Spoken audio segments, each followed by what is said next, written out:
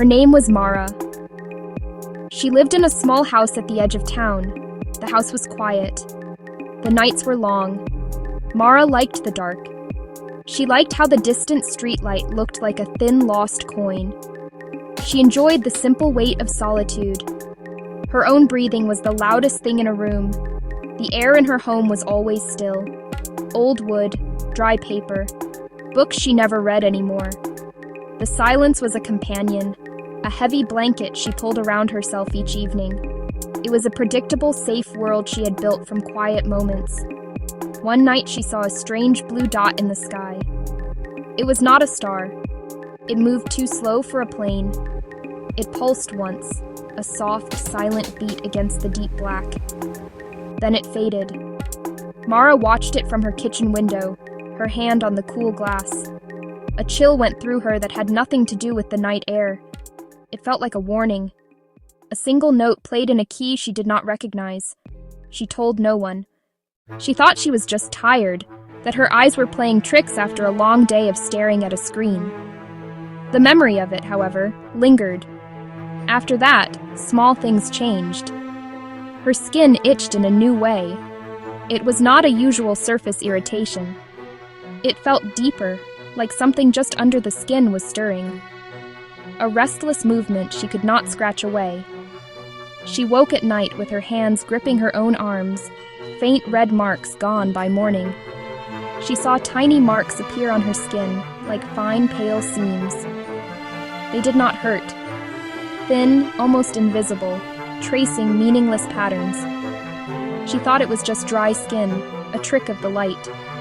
She had a memory she could not place.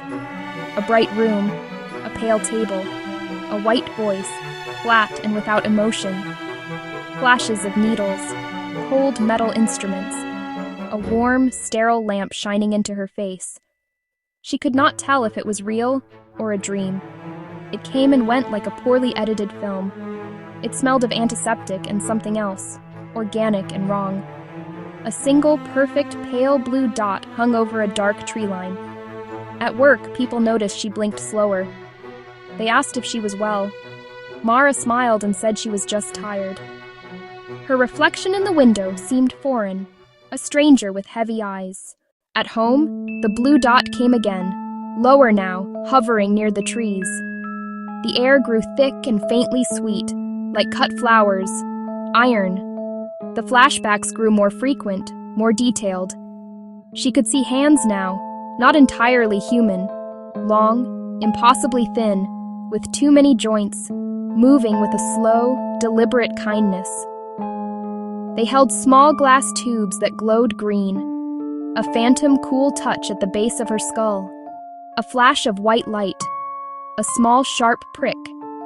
She woke with the ghost of that prick in her chest and told herself it was only a dream. She found a small dark seed on her pillow, no bigger than a pea, perfectly smooth and spherical, slick and cool, heavy for its size. She threw it away, revulsion rising. The next day, another sat by the salt shaker. The day after, one lay in the white sink. They smelled faintly of salt, copper. She started looking for them, a grim ritual each morning, each seed saying she was not alone, that something had been left behind.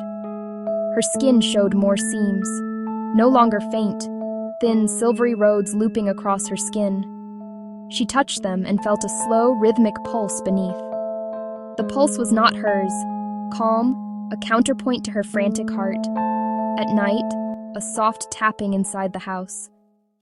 The flashbacks changed, clearer, more linear. The pale table, the cold surface on her bare back. A woman in a blue coat, whispering to someone out of sight, her face calm and professional. A cold clamp on her arm, its grip unyielding. A bright, sharp burn, like a match head near her throat. A voice said a single word. It sounded like wind forced through a narrow bottle. It was a name, and not a name. The air went small and bright and suffocating. Mara stopped going out at night. The outside world felt thin, fragile, trees and houses washed out and small. People passed with heads down, faces lit by their phones, not seeing the seam in the sky. She went to a doctor. He was kind, with old, tired eyes. He took her blood and said everything was fine, probably stress. "Relax more," he said. The lab confirmed her blood work was normal. Mara held the phone long after they hung up, letting the cold dismissal settle. The world told her she was fine. Her body told a different story. At home, the tapping came into her room. It was under her bed. She knelt and lifted the sheet. Nothing but dust motes and moonlight, and a single dark seed. Her fingers went numb. Then she picked it up and placed it in a glass jar to watch. She dreamed she was back in the bright room. The long, thin hands returned, neat and patient. The light above hummed low. A glass tube moved toward her neck, its green glow on her skin. She tried to cry out, but couldn't. Her skin felt thin as paper. The tube touched the faint seam at her throat, and a warm, wet tearing sound began. She woke tasting metal and salt. She knew it was not just a dream. A pale vertical line formed down her throat, shimmering like mother of pearl. It was not raised, not flat, yet it had depth, a presence. It almost seemed to breathe with its own slow rhythm. She stopped sleeping. The pre-dawn world made small, soft, wet noises she had never heard. The seeds multiplied, in the refrigerator, in the toe of her shoe, in the pocket of her coat, each smelling of iron and the sea. One afternoon, something moved under her skin, a slow, deliberate slither. She pressed her palm to her chest and felt a second heartbeat, soft, tiny, and utterly alien. It did not slow. It was a passenger, a parasite. She wrote her sister and did not send it, called a friend and hung up, tried to cut the seams, yet the blade left no mark. On the last night, the blue lights came close, floating above her lawn, opening like mechanical flowers to let out a bell struck under ice. She stepped outside without thinking, her body moving on its own. The air was cold, metallic, ozonic. Seeds rolled from her pocket and were swallowed by the dark. The lights came to her face, bathing her skin. The seam on her throat shone like new glass. A thin line of light touched her mouth, cool, tasting of iron and salt. A low buzzing spread down her neck, a vibration like a command. The second heartbeat quickened, eager, precise, small, with horrifying joy. She wanted to scream, but her voice left her like a wet, useless thread. The lights hummed as one. Her hands went cold. The seam at her throat opened without pain, with the sound of paper tearing under water. From the clean opening, a tiny seed rolled out, no longer black, but clear, blinking with a soft blue light. It cracked, and a thin, wet thing uncurled, bright, not fully formed, all limbs and glistening membrane.